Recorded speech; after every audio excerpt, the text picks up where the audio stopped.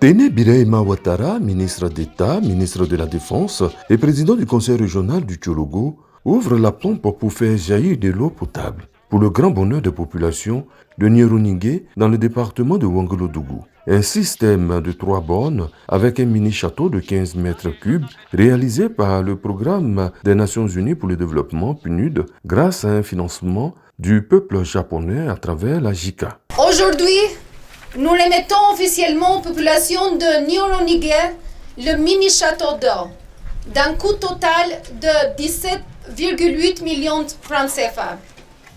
Cette infrastructure, équipée d'un système de pompage solaire et d'un réservoir de stockage de 15 mètres cubes, alimente 3 bornes fontaines qui desserviront les habitants ainsi que les nombreux demandeurs d'asile accueillis dans ce village.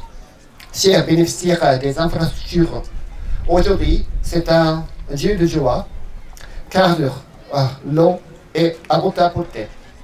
Nous espérons que le château d'eau sera une opportunité pour renforcer la paix et la cohésion sociale. La Côte d'Ivoire, dans sa marche vers le développement, peut ainsi compter sur ses partenaires dont de nombreux pays amis. Tene Birahima Ouattara salue toutes ces initiatives allant dans le sens du bien-être des populations et les invite à entretenir l'infrastructure nouvellement inaugurée. Je plaide pour une seconde phase de ce projet afin de faire bénéficier un plus grand nombre de populations dans cette zone du nord du pays dont la fragilité est une réalité. Chers parents, nous devons veiller à l'entretien et à la gestion durable du château d'eau que le PNUD et la JICA mettent à notre disposition afin qu'il puisse fonctionner le plus longtemps possible et profiter aux générations actuelles et futures. Dans le Tchologo et le Bunkani, ce sont au total 30 infrastructures achevées ou en cours de finition qui sont en train d'être réalisées grâce au PNUD et à la JICA, dont le financement s'élève à un peu plus de 1,483 milliard de francs CFA. Dans les villages, la corvée d'eau est une histoire de femmes. Celles de Nyeruningé peuvent aujourd'hui esquisser des pas de danse. L'eau coule désormais à flot dans leur village.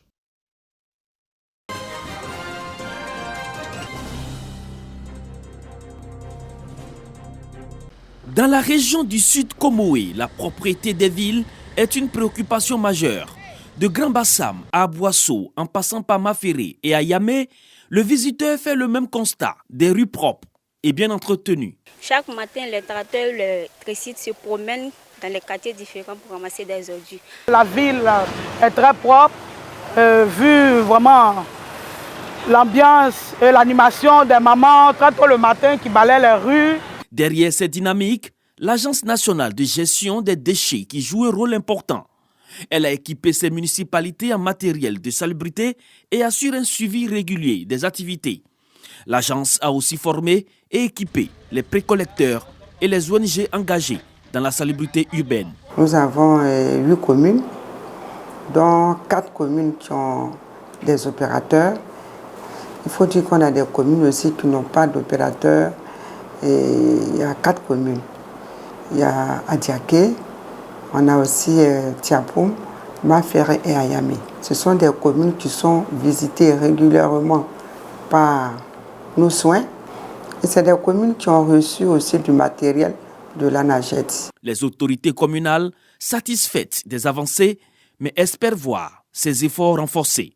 Lorsque nous avons adressé nos courriers, nous avons fait un suivi comme tout le monde. Et puis nous avons eu la chance d'être appelés et nous avons eu notre dotation. Ça nous a permis d'améliorer la salubrité. C'est plus de 8000 tonnes d'ordures ménagères que l'ANAGED enlève chaque mois. Comme on dit, la perfection n'est pas de ce monde, donc on demande à l'ANAGED de nous aider encore davantage. À travers l'ANAGED, le Sud Comoé se présente comme un exemple en matière de gestion des déchets. Une dynamique à pérenniser pour garantir un cadre de vie toujours plus sain aux populations.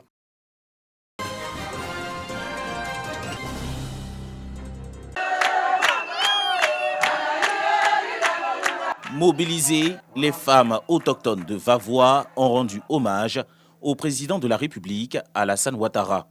Venus des villages de Bouitafla, Dema, Sifsi, Gatifla et Boabafla, Elles expriment leur reconnaissance pour les avancées réalisées en matière de reprofilage des routes, d'électrification, d'eau potable et de bitume à Vavois. L'engagement du député Oumar Sanogo, par ailleurs parlementaire au sein de l'Union africaine, est également salué. Avant, il n'y avait même pas de bitume, même sur une voie de Vavois. Il n'y en avait pas. Pendant plus de 60 ans, arrivé à un moment donné, on nous disait que sur papier, Vavois était bitumé. Malheureusement pour nous, on n'a jamais constaté ça. Prenant la parole à leur tour, Oumar Sanogo, le premier vice-président du conseil régional, et le maire Bonaventure Kalou ont salué le soutien indéfectible de ces femmes toujours engagées dans le développement de Vavois. Les principales rues de Vavois sont tous bitumées.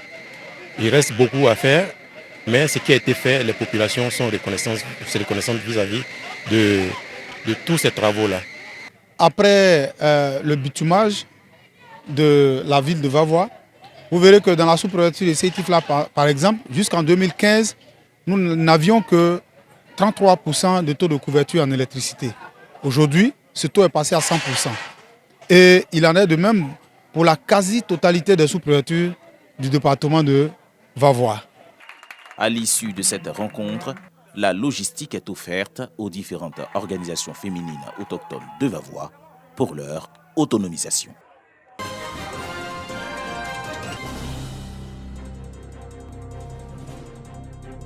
Le centre social de Daloa, un tas de ruines, des dégâts matériels considérables, mais on ne dénombre aucune perte en vie humaine.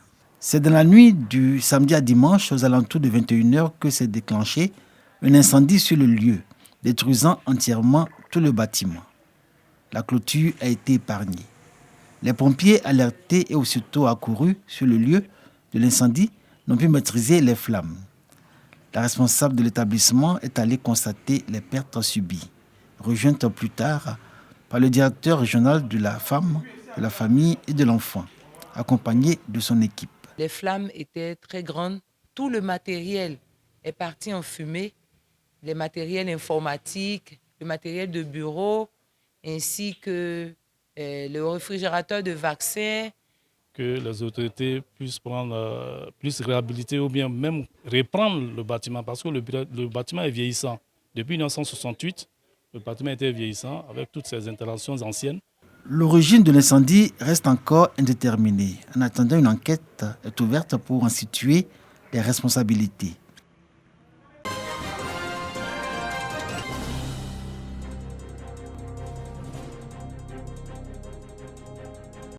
Mobilisation des fidèles chrétiens évangéliques à Botro, commune de la région de Gbeke.